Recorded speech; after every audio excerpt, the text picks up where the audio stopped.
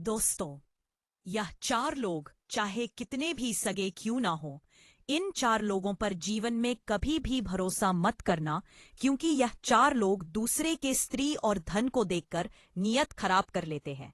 तो वे चार लोग कौन हैं जो दूसरे के स्त्री और धन को देखकर नियत खराब कर लेते हैं? तो चलिए इस कहानी के माध्यम से समझते हैं। एक गांव में रामलाल नाम का एक किसान रहता था। रामलाल के चार पुत्र थे, बड़े से छोटे क्रमशः गोपाल, माधव, श्याम और सबसे छोटा बलराम। चारों पुत्र धीरे धीरे बड़े हो रहे थे। रामलाल के तीन बड़े बेटे गोपाल, माधव और श्याम तो काफी बुद्धिमान थे, लेकिन उसका छोटा बेटा बलराम कुछ कम अक्ल वाला था। लेकिन उसमें एक विशेषता थी कि वह जितना ही कम अक्ल का था, उसका शरीर उतना ही बलशाली था। वह बहुत तगड़ा और तंदुरुस्त था। एक दिन रामलाल ने सोचा कि मेरे तीनों बड़े बेटे तो काफी बुद्धिमान हैं, वे अपना जीवन किसी न किसी तरह से काट ही लेंगे, लेकिन मेरा छोटा पुत्र बलराम कम बुद्धि वाला है, उसकी जीविका के लिए मुझे बड़ी चिंता हो रही है। फिर काफी सोच विचार के बाद वह इस नतीजे पर पहुंचा कि क्यों ना मैं अपने इस छोटे पुत्र बलराम को पहलवानी ही सिखा दूं। वैसे भी इसका शरीर देखने में पहलवानों जैसा है। अब तो रामलाल ने अपने छोटे पुत्र बलराम को पहलवानी करवाना शुरू कर दिया। उसे बहुत अच्छी अच्छी पहलवानों की खुराक मिलती थी।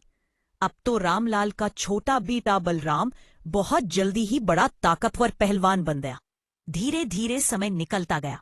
कुछ समय बाद रामलाल ने अपने तीनों बड़े पुत्रों गोपाल, माधव और श्याम का विवाह कर दिया। जब रामलाल के बड़े पुत्रों का विवाह हो गया तो तीन पुत्रों की जो स्त्रियां थीं, गोपाल की पत्नी लक्ष्मी, माधव की पत्नी सरस्वती और श्याम की पत्नी दुर्गा, वह रामलाल के छोटे बेटे बलराम से दिन रात जलने लगी। वे मन में सोचने लगी कि यह छोटा वाला देवर कुछ काम धाम तो करता नहीं है, पूरे दिन पड़ा पड़ा खाता रहता है और हमारे पति काम धंधे में लगे रहते हैं और यह बैठे बैठे मौज उड़ाता है। यह सोचकर रामलाल की तीनों बहुओं ने अलग होने के लिए विवाद खड़ा कर दिया। जब बहुएं अलग होने की जिद करने लगी तो रामलाल ने मन में सोचा कि अब मुझे अपने छोटे पुत्र बलराम का भी विवाह कर देना चाहिए। यही सोचकर उस रामलाल ने किसी प्रकार अपने छोटे पुत्र बलराम का विवाह भी संपन्न करा दिया। संयोग से उस पहलवान बलराम की पत्नी का नाम राधिका था। राधिका बहुत ही सुंदर और बुद्धिमान थी। आसपास के क्षेत्र में कोई भी स्त्री उसके समान सुंदर नहीं थी। अब छोटे पुत्र बलराम का विवाह होने के बाद रामलाल ने अपने चारों पुत्रों को अलग अलग कर दिया, ताकि घर में किसी बात को लेकर विवाद ना हो।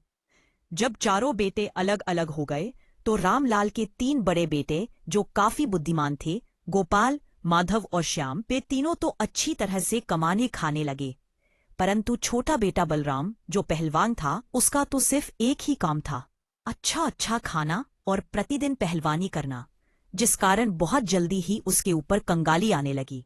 जब घर के खर्चे पूरे नहीं हुए तो पहलवान बलराम की पत्नी राधिका उससे दिन रात लड़ने झगड़ने लगी। वह कहने लगी कि तुम कोई काम धाम तो करते नहीं हो, सिर्फ दिन भर पड़े रहते हो, तुम्हें खाने को भी अच्छा अच्छा चाहिए, इस तरह से हमारा गुजारा कैसे हो पाएगा। अब दोनों पति पत्नी में विवाद होने लगा, क्योंकि पहलवान बलराम की पत्नी राधिका काफी बुद्धिमान थी। इसलिए उसने कुछ सोच विचार कर एक दिन अपने पति से कहा कि तुम इस देश के राजा विक्रमादित्य के पास जाओ और राजा से कहना कि मुझे नौकरी दे दो। पहलवान बलराम कहने लगा कि यह तुम क्या कह रही हो, मैं तो कोई काम ही नहीं जानता हूं, केवल कुश्ती लड़ सकता हूं और भोजन कर सकता हूं, इसके अलावा और कोई काम तो मुझे आता ही नहीं। तो राजा की यहां मुझे नौकरी कैसे मिलेगी, और किसी प्रकार अगर मिल भी गई तो मैं वहां क्या काम करूंगा। तब राधिका कहने लगी कि वह सब तुम मुझ पर छोड़ दो, मैं जैसा कहती हूं वैसा ही करो। तुम महाराज विक्रमादित्य के पास जाओ और महाराज से कहना कि मुझे लकटकिया की नौकरी चाहिए, और ये बिल्कुल भी मत बताना कि मुझे कुछ नहीं आता। राधिका ने बलराम को समझा बुझाकर महाराज के पास भेज दिया। पहलवान बलराम उदास मन से राजा विक्रमादित्य के दरबार की ओर चल देता है। जब वह राजा के दरबार में पहुंचा तो महाराज विक्रमादित्य ने देखा कि बहुत हट्टा कट्टा बलवान पहलवानों जैसा शरीर वाला एक आदमी मेरे दरबार में आया है। महाराज ने उसे देखकर उससे पूछा कि आप किस लिए आए हैं। तो बलराम कहने लगा कि महाराज मुझे नौकरी चाहिए। अच्छा ठीक है, लेकिन पहले आप हमें यह बताओ कि आप करोगे क्या, आप क्या काम कर सकते हो। तब बलराम कहता है कि महाराज ऐसा काम जो आपके राज्य में कोई ना कर पाए वह काम मैं करूंगा, परंतु इसके बदले में मैं आपसे 1,00,000 का वेतन लूंगा। राजा कहने लगा तो अच्छा लगता है कि नौकरी करोगे। बलराम कहने लगा जी महाराज। बात राजा ने अपने मंत्रियों से विचार विमर्श किया और कहा देखो तो जरा, क्या हमसे पहले कभी किसी पूर्वज राजा ने किसी लखटकिया को नौकरी पर रखा है या नहीं। राजा के मंत्री हरिप्रसाद ने जब पुराने दस्तावेज खंगाले तो उन्हें पता चला कि महाराज विक्रमादित्य के पिता ने भी 1,00,000 को नौकरी पर रखा था। मंत्री हरिप्रसाद कहने लगा कि महाराज आपके पिता ने भी 1,00,000 को नौकरी पर रखा था। अपने मंत्री की बात सुनकर राजा बोला तो ठीक है, हम भी अपने यहां 1,00,000 को नौकरी पर रख लेते हैं। यही सोचकर राजा ने उस पहलवान बलराम को लखटकिया के रूप में अपने यहां नौकरी दे दी और कहा कि जब हमें तुम्हारी आवश्यकता होगी हम तुम्हें बुलवा लेंगे, तब तक आप हमारे अतिथि गृह में रह सकते हैं। अब तो वह पहलवान बलराम बड़े ही आराम से उस राजसी महल में रहने लगा और उसी दिन से वह पहलवान 1,00,000 वेतन पाने लगा। अब वह प्रतिदिन पहलवानी करता, घूमता फिरता और आराम से सो जाता था। धीरे धीरे यूं ही कुछ वक्त बीत जाता है। एक दिन राजा विक्रमादित्य और उसके मंत्री हरिप्रसाद पहलवान से कहने लगे कि तुम कई दिनों से अपने घर नहीं गए हो, इसलिए अपने घर हो आओ और हम भी तुम्हारा घर देखना चाहते हैं, इसलिए हम भी तुम्हारे साथ चलेंगे। महाराज की बात मानकर पहलवान बलराम राजा विक्रमादित्य और मंत्री हरिप्रसाद को लेकर अपने गांव के लिए चल देता है। पहलवान राजा और मंत्री को लेकर जब अपने घर पहुंचा तो पहलवान की पत्नी राधिका ने देखा कि राजा और मंत्री हमारे घर आए हैं, तो उसने उनके लिए बड़ा ही स्वादिष्ट भोजन बनाया और उन्हें अपने हाथों से परोसा। तभी राजा की नजर पहलवान की पत्नी राधिका पर चली गई। राधिका तो सुंदर थी ही, वह इतनी सुंदर थी कि रानी भी उसके सामने कुछ नहीं थी। राजा यह देखकर आश्चर्य में पड़ गया। भोजन करने के बाद महाराज और मंत्री वापस चले आए। अब राजा मंत्री से कहने लगा कि मंत्री जी, इस पहलवान की पत्नी कितनी सुंदर है, इसके सामने तो हमारी रानी कुछ भी नहीं है। तब मंत्री हरिप्रसाद ने कहा महाराज, पहलवान की पत्नी सुंदर तो है, परंतु क्या किया जाए, यह तो अपना अपना नसीब है। किसी के नसीब में सोना है तो किसी के नसीब में मिट्टी भी नहीं। राजा बोला कि मंत्री जी, हम पहलवान की पत्नी को पाना चाहते हैं, इसीलिए मुझे कोई तरकीब बताओ, हमें क्या करना चाहिए। मंत्री कहने लगा कि महाराज, मुझे कुछ समय दो, मैं कोई ना कोई उपाय सोचकर आपको बता दूंगा। राजा और मंत्री उसी दिन से पहलवान की पत्नी को हड़पने का षड्यंत्र रचने लगे। धीरे धीरे कुछ समय और बीतता है। तभी महाराज की माँ यानी राजमाता बीमार पड़ जाती है। जब राजमाता बीमार पड़ गई तो महाराज ने बड़े बड़े वैद्यों को उन्हें दिखाया, परंतु कोई भी वैद्य उन्हें ठीक नहीं कर पाया। एक दिन एक वैद्य जी आए। तभी मंत्री हरिप्रसाद के मन में एक योजना बनी कि पहलवान की पत्नी को पाने का यही मौका है। पहलवान ने कहा था कि जो कार्य कोई नहीं कर सकता वह मैं कर सकता हूं। आज उसे उसके ही जाल में फंसाने का मौका मिला है। मंत्री ने एक षड्यंत्र रचा। जब वह अपने षड्यंत्र से पूरी तरह से संतुष्ट हो गया, तब वह मंत्री उस वैद्य के पास गया और उससे बोला कि वैद्य जी, अगर आप हमारे बताए अनुसार राजमाता का इलाज करेंगे तो मैं आपको 500 स्वर्ण मुद्राएं दूंगा। 500 स्वर्ण मुद्राओं की बात सुनकर वैद्य के मन में लालच आ गया। वह बोला कि बताइए मंत्री जी, मुझे क्या करना होगा। मंत्री बोला कि वैद्य जी, आप राजमाता के इलाज के लिए राजा से ऐसी वस्तु की मांग करना जो कहीं भी उपलब्ध ना हो। 500 स्वर्ण मुद्राओं के लालच में आकर वैद्य कहने लगा कि मंत्री जी, मैं ऐसा ही करूंगा। अब मंत्री वैद्य को लेकर राज दरबार में आया और राजा से कहा कि महाराज, यह वैद्य जी बड़े ही माने हुए हैं, मैं इन्हें बहुत दूर से बुलाकर लाया हूं। यह वैद्य जी राजमाता का इलाज करना चाहते हैं। महाराज बोले, तब तो बड़ी ही प्रसन्नता की बात है। राजा फौरन उस वैद्य को साथ लेकर राजमाता के पास गया। वैद्य ने राजमाता की नब्ज देखी और नब्ज देखकर राजा से कहा कि महाराज, इनका इलाज अब संभव नहीं है। यह सुनकर राजा एकदम घबरा गया और कहने लगा, क्यों वैद्य जी, क्या बात है? वैद्य जी ने कहा कि राजन, आपकी माता को सिर्फ एक ही वस्तु ठीक कर सकती है। राजा कहने लगा, बताओ वह क्या है? फिर वैद्य बोला कि महाराज, वह वस्तु बड़ी ही दुर्लभ है, इतनी आसानी से नहीं मिल सकती। राजा बोले, आप बताओ तो सही, मैं उस औषधि को कुछ भी करके ढूंढ कर लाऊंगा। तब वैद्य जी ने बताया कि महाराज, यदि आप 4 हूर बेला मंगवा दो तो आपकी मां ठीक हो सकती है। 4 हूर बेला को मंगाकर आप उनका तेल निकलवाएं और उस तेल की मालिश राजमाता के शरीर पर करवाएं तो राजमाता बहुत ही जल्दी स्वस्थ हो जाएंगी। वैद्य की बात सुनकर राजा मन में विचार करने लगा कि हमें अवश्य ही उस हूर बेला जानवर को मंगवाना चाहिए। फिर राजा ने पूछा कि वह कहाँ मिलता है? वैद्य कहने लगा कि महाराज, हूर बेला हिमालय के जंगलों में मिलता है। राजा ने कहा कि ठीक है वैद्य जी, तब तक आप हमारी माता का इलाज करें। हम अभी दरबार जाकर किसी को हूर बेला लाने के लिए भेजते हैं। दरबार में आकर महाराज ने अपने समस्त सभासदों, मंत्रियों और सेनापतियों को बुलाया और उनसे कहा कि कोई ऐसा योद्धा है जो हूर बेला नाम के जानवर ला सके। यह बात सुनकर कुछ समझदार व्यक्ति कहने लगे कि महाराज, यह हूर बेला क्या होता है? हमने आज तक तो यह नाम कभी नहीं सुना। राजा कहने लगा कि यह एक प्रजाति का जानवर होता है जो हिमालय के जंगलों में रहता है।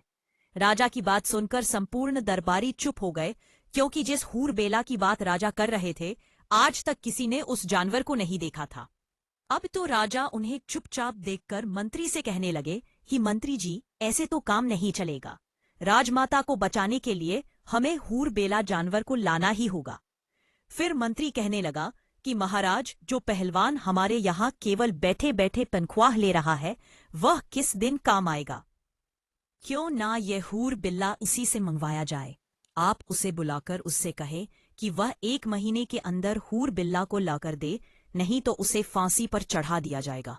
मंत्री ने आगे कहा कि महाराज, अगर पहलवान हूर बिल्ला लेने जाएगा तो कभी लौट कर नहीं आ पाएगा, क्योंकि हूर बिल्ला नाम का कोई जानवर होता ही नहीं है।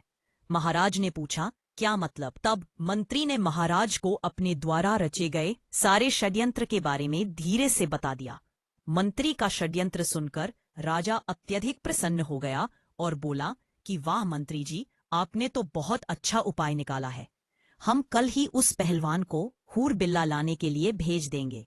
अगर वह खाली हाथ वापस आया तो हम उसे फांसी पर चढ़ा देंगे और पहलवान की पत्नी को हम अपनी रानी बना लेंगे। अब तो राजा ने बिना देर किए कुछ सिपाही भेजकर पहलवान को अपने दरबार में बुला लिया। पहलवान के दरबार में आते ही महाराज कहने लगे कि हे पहलवान, तुम काफी समय से बैठे बैठे वेतन ले रहे हो। अभी तक तुमने हमारा कोई काम नहीं किया है। अब तुम्हारे लिए एक आवश्यक काम आ गया है। पहलवान बोला कि आदेश कीजिए महाराज। मैं अवश्य करूंगा। तब राजा कहता है कि हमें 4 हूर बिला जानवरों की जरूरत है। उनका तेल निकलवाना है और तेल निकलवाकर राजमाता के शरीर पर मालिश करवानी है, जिससे उनकी बीमारी दूर हो सके। राजा की बात सुनकर पहलवान सोच में पड़ गया और कहने लगा कि महाराज, मुझे कुछ समझ में नहीं आया, ये हूर बिला क्या होता है? राजा ने कहा, हम भी नहीं जानते, लेकिन ये काम सिर्फ तुम ही कर सकते हो, इसीलिए हमने इस कार्य के लिए तुम्हें ही चुना है। काफी सोच विचार के बाद पहलवान कहने लगा कि ठीक है महाराज, आप मुझे कुछ समय दीजिए। तब महाराज बोले कि मैं आपको 1 महीने का समय देता हूँ। यदि आप 1 महीने में 4 हूर बिला नहीं ला पाए तो आपको फांसी पर चढ़ा दिया जाएगा। पहलवान महाराज की बात सुनकर घबरा जाता है और महाराज के आदेश का पालन करने के लिए हिमालय की ओर चल देता है। रास्ते में वह सोचता है कि हमने तो कभी इस जानवर के बारे में नहीं सुना, ना ही कभी देखा है। शायद मेरी पत्नी राधिका को इस बारे में जानकारी हो, इसलिए हूर बिला को ढूंढने से पहले मुझे अपनी पत्नी से मिल लेना चाहिए। अब तो इस समस्या का वही कोई हल बता सकती है। यही सोचकर वह सीधा अपने घर लौट आता है और अपनी पत्नी राधिका को सारी बात बताता है। पहलवान की पत्नी राधिका ने जब सारी बात सुनी तो उसने मन में विचार किया कि ऐसा तो कोई जानवर होता ही नहीं है। शायद महाराज ने मेरे पति के लिए कोई षड्यंत्र तो नहीं रचा है। बहुत सोच विचार करने के बाद वह बोली कि ठीक है, तुम्हें महाराज ने 1 माह का समय दिया है। मेरे मायके में बहुत से हूर बिला मिलते हैं, तुम ऐसा करो कि मेरे मायके में चले जाओ और वहीं पर रहना। जब तक मैं खबर ना भेजूं तब तक वापस मत आना। मैं अपने भाइयों से कहकर हूर बिला मंगवा दूंगी। यह बात सुनकर पहलवान खुश हो जाता है और अपनी ससुराल चला जाता है और वहीं पर आराम से रहने लगता है। इधर पहलवान की पत्नी राधिका ने सोचा कि राजा अवश्य ही मेरे पति को ढूंढते हुए यहाँ तक आएगा। उसने सारी परिस्थितियों को पहले ही समझते हुए अपने आंगन में 100 हाथ गहरा एक कुआं खुदवा दिया और उसके ऊपर एक कच्चे धागों से चारपाई बुनकर उसके ऊपर डाल दी और उस चारपाई के ऊपर अच्छे से मखमली बिस्तर लगा दी। उधर राजा ने सोचा कि यही सही मौका है पहलवान के घर चलकर उसकी पत्नी से अपने प्रेम का इजहार कर देना चाहिए। पहलवान के दरवाजे पहुंचकर राजा ने दरवाजा खटखटाया और आवाज लगाई। पहलवान की पत्नी राधिका ने आकर दरवाजा खोला। द्वार पर राजा को देखकर वह कहने लगी कि महाराज, आप इस समय मेरे पति घर पर नहीं है, इसलिए आप बाहर ही विराजिए। मैं आपके लिए भोजन पानी लेकर आती हूँ। राजा कहने लगा, अरे नहीं नहीं, मैं बाहर क्या करूंगा, मैं भी आपके साथ अंदर ही चलता हूँ। पहलवान की पत्नी को अपने जाल में फंसाने की नीयत से राजा कहने लगा कि हे सुंदरी, लगता है कि पहलवान आपको अच्छे से नहीं रखता है। अरे वह आपको क्या अच्छे से रखेगा, वह तो खुद दूसरे की नौकरी करता है। अगर तुम हमारे महलों की रानी होती तो तुम्हारी जिंदगी कितनी खूबसूरत होती। राजा के मुख से जब इस तरह की मीठी मीठी बातें पहलवान की पत्नी ने सुनी तो वह समझ गई कि राजा की नीयत खराब है, इसलिए अब इनको सबक सिखाना चाहिए। पहलवान की पत्नी ने राजा से कहा कि आइए महाराज, अंदर आइए। आप ठीक कह रहे हैं, पहलवान किसी भी तरह से मेरे योग्य नहीं है। अब मैं ही उसको छोड़ दूंगी और आज से मैं आपके साथ ही रहूंगी। राजा उसकी बातों में आ गया और उसके साथ अंदर चला जाता है। घर के आंगन में पहलवान की पत्नी ने जो कच्चे सूत का पलंग बनाकर कुएं के ऊपर बिछा रखा था और उसके ऊपर मखमल की चादर बिछा रखी थी, उसी चारपाई की ओर इशारा करते हुए पहलवान की पत्नी ने राजा से कहा कि महाराज, आप इस चारपाई पर बैठिए, मैं अभी आई। जैसे ही राजा उस चारपाई पर बैठता है तो कच्चे धागे से बुनी हुई चारपाई टूट जाती है और राजा सीधे उस कुएं में गिर जाता है और उसको बहुत चोटें आ जाती है। महाराज के कुएं में गिरते ही पहलवान की पत्नी जोर जोर से हंसने लगती है और कहती है कि महाराज, अब आप इस कुएं के अंदर ही अपना राजपाट चलाइए। यह सुनकर महाराज सोचने लगे कि यह क्या हुआ, अब तो मैं फंस गया। इधर महाराज नीचे गिर जाते हैं और उधर पहलवान बड़े आराम से अपनी ससुराल में रहकर समय गुजार रहा था। जब 3-4 दिन हो गए और राजा जब अपने दरबार में नहीं पहुंचा तो मंत्री विचार करने लगा कि महाराज को क्या हुआ। महाराज काफी दिन से पहलवान की पत्नी के पास गए थे ना, जाने वहां क्या कर रहे हैं, मुझे भी चलकर देखना चाहिए। ऐसा विचार करके मंत्री हरिप्रसाद भी पहलवान के घर की ओर चल देता है। मंत्री पहलवान के द्वार पर पहुंच जाता है और आवाज लगाई तो पहलवान की पत्नी बाहर आती है। बाहर आकर देखा तो राजा के मंत्री जी खड़े हुए थे। वह बोली कि कहिए मंत्री जी, कैसे आना हुआ। मंत्री कहने लगा कि मैं महाराज से मिलने आया हूं, वह 4 दिन से आपके यहां ही रह रहे हैं। इस पर पहलवान की पत्नी बोली कि वह तो उसी दिन लौट गए थे जिस दिन यहां आए थे। यह सुनकर मंत्री सोचता है कि अच्छा हुआ महाराज यहां नहीं है, अब मैं इससे अपने दिल की बात कह दूंगा। यह सोचकर मंत्री कहने लगा कि मैं इसलिए आया हूं कि मैं तुमको बता दूं कि देखो, पहलवान तो अब मर ही जाएगा, वह जीवित नहीं रहेगा क्योंकि वह हिमालय के जंगलों में गया है और तुम कहां अकेली यहां रहोगी। इसीलिए तुम मेरे साथ चलो, मैं आपको महाराज के महल में लेकर चलूंगा। पहलवान की पत्नी ने जब मंत्री की बात सुनी तो वह मंत्री जी के इरादे समझ गई। उसने फिर से दिमाग से काम लिया और कहने लगी कि आप मेरे साथ आइए। इस प्रकार पहलवान की पत्नी मंत्री को बुलाकर अंदर ले गई और उसी खाट पर मंत्री को बैठने को कहा जिस पर कच्चा सूत लगा हुआ था। मंत्री जैसे ही खाट पर बैठा तो वह एकदम से कुएं के अंदर गिर पड़ा और सीधा राजा के ऊपर जा गिरा। मंत्री को राजा देखकर कहने लगा, मंत्री जी तुम यहां कैसे। तब मंत्री ने कहा, महाराज आप यहां कैसे। राजा ने जवाब दिया कि मैं पहलवान की पत्नी की खुशामद में हूं, अब तू भी आ गया है तो और भी अच्छा हुआ। इस प्रकार राजा और मंत्री कुएं के अंदर फंस जाते हैं।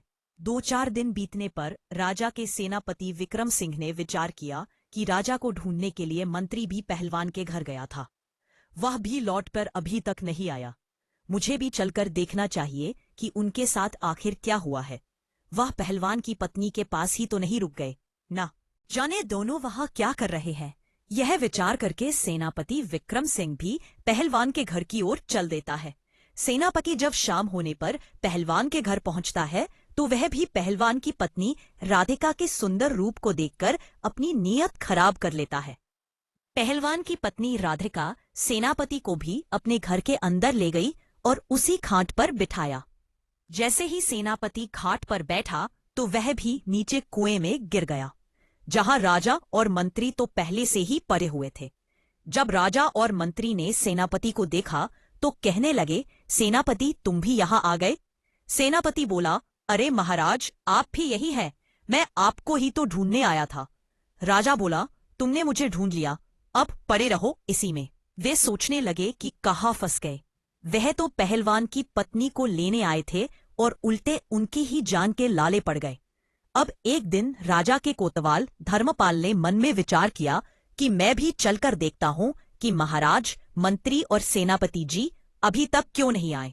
जो भी पहलवान की पत्नी के पास जाता है वह लौटकर क्यों नहीं आता है। ना जाने यह लोग वहां क्या कर रहे हैं, मैं भी चलकर देखता हूं। यही विचार करके कोतवाल धर्मपाल भी पहलवान के घर को चल देता है। कोतवाल भी उसी प्रकार उस कुएं में पहुंच जाता है जहां राजा विक्रमादित्य, मंत्री हरिप्रसाद और सेनापति विक्रम सिंह पहले से ही विराजमान थे। यह देखकर राजा कहने लगा कि कोतवाल जी आप भी यहां आ गए। कोतवाल ने भी पूछा कि राजा साहब आप यहां क्या कर रहे हैं। राजा बोला कि वही कर रहा हूं जो आप यहां करने आए थे, अब पड़े रहो इसी में। दोस्तों, 100 हाथ गहरे कुएं में गिरने से सभी को बहुत चोटें आई थी। कोई लंगड़ा हो गया था तो कोई लूला, किसी का चेहरा खराब हो गया था तो किसी की आंख। पहलवान की पत्नी राधिका रस्सी के सहारे थोड़ा बहुत भोजन और पानी भी उन लोगों तक पहुंचा दिया करती थी ताकि वे लोग जीवित रहे। इस प्रकार राजा और उसके साथियों को कुएं में पड़े पड़े लगभग 15 दिन बीत गए। अब तो वे चारों उस कुएं में पड़े पड़े बीमार पड़ने लगे। अब तो राजा मन में विचार करने लगा कि यहां से कैसे छूटा जाए। अब वे मन ही मन बहुत दुखी हो रहे थे। उन्होंने आपस में सलाह की कि किसी प्रकार पहलवान की पत्नी से गिड़गिड़ाकर माफी आदि मांगकर यहां से बाहर निकला जाए। बाद में हम इसे इसके किए की सजा अवश्य देंगे। यही सोचकर राजा ने पहलवान की पत्नी को आवाज लगाई और माफी मांगते हुए कहने लगा कि हमें माफ कर दो और हमें यहां से बाहर निकाल दो। पहलवान की पत्नी जानती थी कि अगर इनको यहां से ऐसे ही जाने दिया तो यह लोग अवश्य ही हमसे बदला लेने के बारे में सोचेंगे और हमारा जीना मुश्किल कर देंगे। इसीलिए उसने अपने मन में एक नई योजना बनाई और महाराज से कहा कि महाराज, मैं आप लोगों को बाहर निकाल तो दूंगी और राजमहल भी जाने दूंगी, लेकिन मेरी एक शर्त है कि जिस तरह मैं आप लोगों को यहां से भेजूंगी वैसे ही आप लोग यहां से जाएंगे। महाराज उसके साथ ही उसकी शर्त मानने को तैयार हो जाते हैं। तब पहलवान की पत्नी कहती है, तो ठीक है, आप 2 दिन का इंतजार और करिए, तीसरे दिन हम आपको आपके राजमहल तक स्वयं भिजवा देंगे। यह सुनकर राजा और उसके साथी बहुत खुश हो गए। इधर पहलवान की पत्नी ने अपने बच्चों एवं जेठ के बच्चों को आदेश दिया कि आप लोग कुछ पक्षियों के पंखों की व्यवस्था करो। चिड़िया, कबूतर, मोर और समस्त पक्षियों के ज्यादा से ज्यादा पंख लेकर आओ और एक कमरे में उन पंखों को भर दो। उसके और उसके 3 जेठों के पुत्र छोटे छोटे बालक ही थे। उन्होंने 2 दिन में ही वे कमरा पंखों से भर दिया। जब तीसरा दिन हुआ तो पहलवान की पत्नी ने अपने और जेठ के पुत्रों को फिर बुलाया और उनसे कहा, आप 2 क्विंटल तारकोल की व्यवस्था करो। इस प्रकार से तारकोल की व्यवस्था की गई। फिर उसके बाद उसे गर्म किया गया। जब वह पतला हो गया तो उसे ठंडा करने रख दिया। ठंडा हो जाने पर उसे एक बड़ी कढ़ाई में भर कर रख दिया। उसके बाद पहलवान की पत्नी ने अपने 3 जेठों व सभी बच्चों की मदद से कुएं में एक मोटा सा रस्सा डालकर सबसे पहले महाराज को बाहर निकाला और महाराज से कहा कि आप इस कढ़ाई में भरे द्रव्य में डुबकी लगाओ और इसके बाद उस कमरे में जाकर लेट जाओ। राजा तो पहले से ही अधमरा हो चुका था, इसलिए उसने चुपचाप पहलवान की पत्नी की बात मानते हुए तारकोल भरी कढ़ाई में डुबकी लगाई और बगल वाले कमरे में जाकर लेट गया, जिस कमरे में पक्षियों के पंख भरे हुए थे। शरीर पर तारकोल होने के कारण जैसे ही वह पक्षियों के पंख वाले कमरे में लेटा तो उसके पूरे शरीर पर पंख ही पंख चिपक गए। इसी प्रकार एक एक करके चारों को कुएं से निकाला गया और तारकोल में स्नान कराया। उसके बाद पंख वाले कमरे में भेजकर उन्हें लेटाया गया। चारों तारकोल में डुबकी लगाने के कारण पहले से ही काले हो गए थे और अब तो उनके शरीर पर पक्षियों के पंख भी चिपक गए थे। अब वे एक अजीब प्राणी की तरह दिखने लगे थे। कुएं में गिरने के कारण वे पहले ही चोटिल हो गए थे और इतने दिनों तक कुएं में बंद रहने की वजह से उनका स्वास्थ्य भी खराब हो गया था, जिस कारण वह कोई प्रतिरोध करने की स्थिति में नहीं थे। लेकिन मन में सोच रहे थे कि एक बार यहां से छूटकर राजमहल तक पहुंच जाए। इसके बाद इस पहलवान की पत्नी को ऐसा सबक सिखाएंगे कि जिंदगी भर याद रखेगी। इधर पहलवान की पत्नी ने अपने मायके खबर भेजकर अपने पति बलराम को भी वापस बुला लिया। पहलवान बलराम जब घर वापस आया तो उसकी पत्नी राधिका ने कहा कि देखो, मैंने 4 हूर-बेला जानवरों की व्यवस्था कर दी है। चारों हूर-बेला अंदर कमरे में बैठे हैं। पहलवान ने देखा कि कमरे में बड़े ही विचित्र प्रकार के 4 जानवर बैठे थे। वे देखने में तो इंसान जैसे ही लग रहे थे, लेकिन उनका शरीर काला था और पूरे शरीर में तरह तरह के रंग बिरंगे पंख लगे हुए थे। उन चारों प्राणियों को देखकर पहलवान बड़ा ही प्रसन्न होता है। पहलवान की पत्नी बोली कि आप इन्हें रस्सी में बांधकर राजमहल ले जाइए।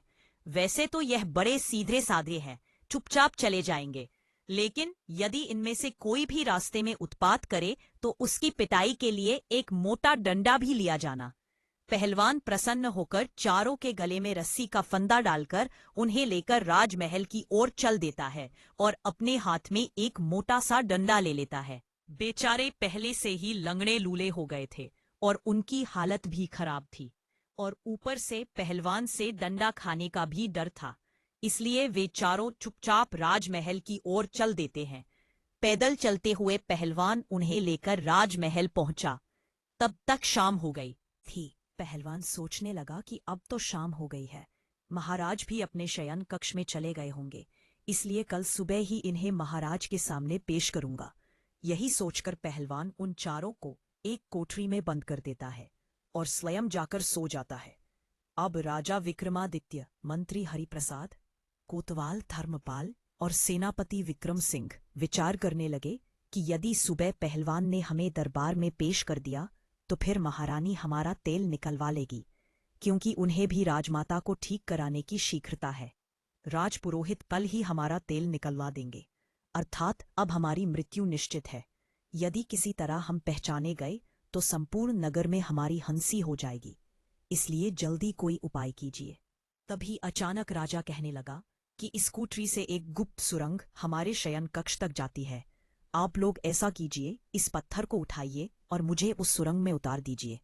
उन चारों ने जोर लगाकर पत्थर उठाया और राजा को सुरंग से नीचे उतार दिया। राजा सुरंग के माध्यम से अपने शयन कक्ष में पहुंच जाते हैं। राजा ने महल में जाकर के आवाज लगाई और महल में से जब रानी ने निकलकर देखा तो राजा को देखकर वह एकदम से घबरा गई, क्योंकि राजा का तो विचित्र रूप था। उनके शरीर पर पंख ही पंख लगे हुए थे। ऐसा जानवर या आदमी उसने आज तक नहीं देखा था। रानी चीख पड़ी। रानी की आवाज सुनकर नौकर चाकर, दास दासियां और कुछ सैनिक वहां इकट्ठे हो जाते हैं। सबने मिलकर महाराज की बहुत पिटाई की। वे कहने लगे, मारो मारो, जाने कौन सा जानवर यहां घुस आया है। राजा चिल्ला चिल्लाकर कह रहे थे, मुझे मत मारो, मैं महाराज हूं। लेकिन वहां राजा की कोई नहीं सुन रहा था। पीटने के बाद राजा की आवाज रानी पहचान लेती है। तब रानी ने सभी दास दासियों को कमरे से बाहर निकालकर राजा से पूछा कि यदि आप महाराज हैं तो फिर आपके साथ यह क्या हुआ? आपने क्या हुलिया बना रखा है? तब राजा बोला, पहले शांत हो जाओ और चुपचाप मुझे स्नानागार में ले चलो और थोड़े से मिट्टी के तेल की व्यवस्था करो। मुझे जल्दी जल्दी उस मिट्टी के तेल में स्नान कराओ।